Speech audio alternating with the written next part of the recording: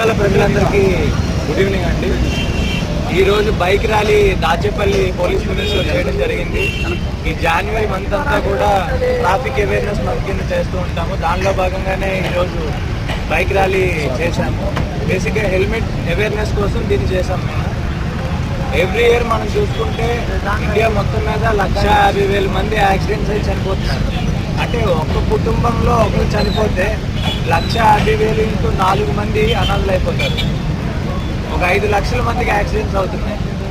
అంటే చాలామంది కాలిపోయి చేతుకుపోయి కూడా వాళ్ళ జీవన విధాన శైలిని తగ్గించుకుంటున్నారు. దాన్ని బట్టి మనం చూస్తుంటే కేవలం దీని అందరికీ కారణం హెల్మెట్ ధరించకపోవడం, సరైన ట్రాఫిక్ రూల్స్ ఫాలో అవ్వకపోవడం, లెఫ్ట్ ఇండికేటర్స్ రైట్ ఇండికేటర్స్ వేయకుండా ఓవర్ స్పీడ్ అయిపోయి డ్రంక్ అండ్ డ్రైవ్ చేసి, ఇవన్నీ మన చేతులు ఏవైతే కంట్రోల్లో ఉంటాయో వాటిని మనం ఫాలో అవ్వకపోవడం వల్లే ఈ యాక్సిడెంట్స్ అన్నీ అవుతున్నాయి.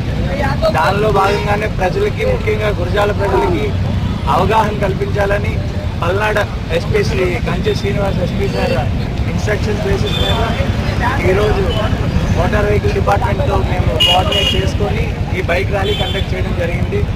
సో ప్రజలందరూ కూడా ఈ హెల్మెట్ని ధరిస్తారని, అలాగే డ్రంక్ అండ్ డ్రైవ్ తగ్గిస్తారని, నెక్స్ట్ టైం నుంచి ఆర్డర్స్ వచ్చినాయి. ఆల్రెడీ అవేర్నెస్ కండక్ట్ చేస్తున్నాము.